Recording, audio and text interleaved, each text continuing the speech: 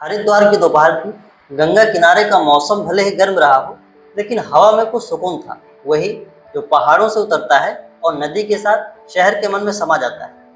निहार अपने गांव से आए दोस्त को लेकर ऋषिकेश की ओर जा रहा था। बस की खिड़की से गंगा के झलकते पानी को देखता हुआ वह कुछ देर के लिए चुप हो गया था, जैसे इस शहर से उसका रिश्ता सिर्फ रहने भर का नहीं, जीने का हो। दोस्त बगल में बैठा कुछ कह रहा था, लेकिन निहार का ध्यान उस लड़की पर चला गया जो बस में उससे एक सीट छोड़ के खिड़की के पास बैठी। उसने हल्के हरे रंग का कुर्ता और ब्लैक जीन्स पहन रखी थी।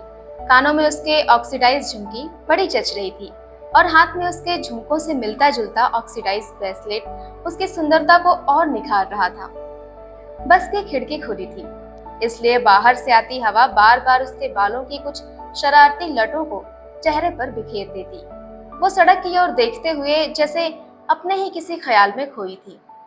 हर बार जब कोई लट उसके माथे या आंखों पर आती, उसके हाथ उसे उतनी ही सहजता और तन्मयता से कानों के पीछे सरका देते, मानो ये हरकत बरसों से उसकी आदत हो। निहार की नज़र उस पर पड़ी तो जाने क्यों है ठहर से गई। वह बिना किसी बनावट के चुपचाप उसको देखता रहा। उसके चेहरे की सहजता, अपने में खोए रहने का अंदाज और हवा से यूं बेपरवाह उलझना, सब कुछ इतना स्वाभाविक था कि निहार के होठों पर अनायास ही एक मुस्कान आ गई। तभी बस की रफ्तार अचानक धीमी हुई। झटके के साथ लड़की का ध्यान टूटा। उसने सहज ही सामने देखा और उसकी नज़र सीधे निहार से जा मिली। एक पल के लिए दोनों की आंखें ठहर गईं। निहार को एहसास हुआ कि वह उसे देख रही है, तो वह हल्की सी झेंपी मुस्कान के साथ तुरंत सामने देखने लगा, जैसे पकड़ा गया हो। ऋषिकेश पहुंचते ही वे सब नावों की ओर बढ़े। बोटिंग का समय था, कभी कभी संयोग भी कहानी का किरदार बन जाता है। वे दोनों एक ही नाव में बैठे थे। इस बार नजरें थोड़ी देर टिकी। वो हल्का सा मुस्कुराई। निहार ने भी मुस्कुराकर जवाब दिया। फिर दोनों ने कुछ नहीं कहा। हवा में पहाड़ी ठंडक घुल गई थी। पानी की सतह पर धूप की किरणें कांप रही थी। नाव धीरे धीरे आगे बढ़ रही थी और उनके बीच वही चुप्पी थी जो अजीब नहीं बल्कि सुकून भरी थी। अगले दिन शाम को निहार अपने छोटे से कैफे में था, गंगा घाट के बिल्कुल पास, जहां बैठकर सूरज डूबते हुए दिखता था और नदी जैसे चुपचाप रंग बदलती जाती थी। वह किसी ग्राहक से बात कर रहा था कि उसकी नज़र कैफे के बाहर उस लड़की पर पड़ी, वही कल वाली। वह अकेली बैठी थी, सामने गंगा बह रही थी और सूरज उसके चेहरे पर सुनहरी परछाइयां बिखेर रहा था। आज उसने अस्त होते सूरज के रंग का कुर्ता पहन रखा था। उस पल वह उतनी ही सुंदर लग रही थी जितना सुंदर डूबते हुए सूरज को बिना पलक झपकाए देर तक निहारते रहना। कुछ देर बाद निहार खुद 2 कप कॉफी लेकर उसके पास पहुंचा। आप? उसने मुस्कुराकर कहा। कल ऋषिकेश वाली बस? निहार भी हंस पड़ा। कमाल का इत्तेफाक है, वो मुस्कुराते हुए ही बोला। मैं रूही, बनारस से। उसने कॉफी का घूंट लेते हुए कहा। इंटीरियर डिजाइनर हूँ, पहली बार सोलो ट्रैवल कर रही हूँ।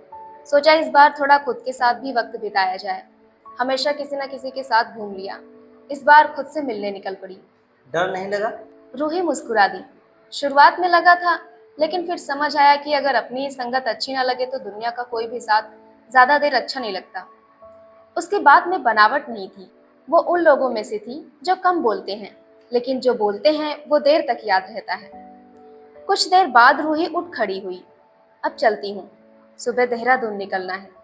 चलते चलते ही उसने कहा, परसों वापस आऊंगी। इतना कहकर वो मुस्कुराती हुई चली गई। निहार देर तक उसे जाता हुआ देखता रहा। पहली बार किसी अजनबी के जाने के बाद कैफे उसे थोड़ा खाली सा लगा। 2 दिन बाद की शाम, गंगा घाट वही था, हवा वैसी थी, सूरज अब भी धीरे धीरे गंगा में उतर रहा था। निहार ने वही टेबल खाली रखी। कुछ देर बाद हल्का गुलाबी रंग कैफे में दाखिल हुआ। ब्लैक जीन्स, हल्की गुलाबी कुर्ती, खुले बाल, कानों में चाय की केतली के डिजाइन के झुमके और चेहरे पर वही बेफिक्र मुस्कान। बहुत थक गई हूँ, वो कुर्सी पर बैठते हुए बोली। अभी आया। निहार थोड़ी देर में 2 कप चाय लेके आया। फिर खुद ही बोला, आप बनारस से हैं, और फिर आपके झुमके देखकर लगा कि आपको कॉफी नहीं चाय पिलानी चाहिए। ये सुनते ही वो खिलखिलाकर हंस पड़ी, फिर आंखें बड़ी करती हुई बोली, वाह जनाब, बड़ी कमाल की नजरें हैं आपकी। लोग चेहरा देखते हैं, आप सीधे झुमके पढ़ लिए। क्या करूं, लोगों की पसंद पहचानना मेरे काम का हिस्सा है। इतनी जल्दी पहचान लेते हो? नहीं, जिनमें दिलचस्पी हो उन्हें थोड़ा ध्यान से देखता हूँ। रूही ने बिना कुछ कहे चाय का कप उठा लिया, लेकिन उसके होठों की मुस्कान बता रही थी कि जवाब उसे पसंद आया। चाय की चुस्कियों के साथ बातें शुरू हुई। उसी समय घाट की ओर से शंख की पहली ध्वनि सुनाई दी। रूही ने उधर देखा, निहार ने भी देखा। कुछ जगह अकेले देखने के लिए होती हैं और कुछ किसी अच्छे साथी के साथ। शायद गंगा आरती दूसरी वाली जगह है। रूही ने बस इतना कहा और चाय खत्म करके दोनों घाट की ओर चल पड़े। शाम अब पूरी तरह उतर चुकी थी। मंदिरों की घंटियां हवा में घुल रही थी। दीपों की कतारें गंगा की लहरों पर तैर रही थी। आरती शुरू हुई तो पूरा वातावरण मंत्रों, शंखों और घंटियों की ध्वनि से भर उठा। रूही दोनों हाथ जोड़कर चुपचाप आरती देखने लगी। उसके चेहरे पर दीपों की रोशनी पड़ रही थी। हवा फिर उसके बालों को चेहरे पर ला रही थी, लेकिन इस बार हाथों ने उन्हें हटाने की कोई जल्दी नहीं की। निहार ने एक पल उसकी ओर देखा। उसे पहली बार लगा कि कुछ लोग जिंदगी में बहुत शोर मचाकर नहीं आते, वे बस चुपचाप आते हैं और मन के किसी कोने में हमेशा के लिए ठहर जाते हैं। और शायद यह कहानी भी वहीं से शुरू हुई। आपको यह कहानी सुनकर कैसा लगा, कमेंट में ज़रूर बताएं। मिलते हैं अगली किसी बेहतरीन कहानी के साथ।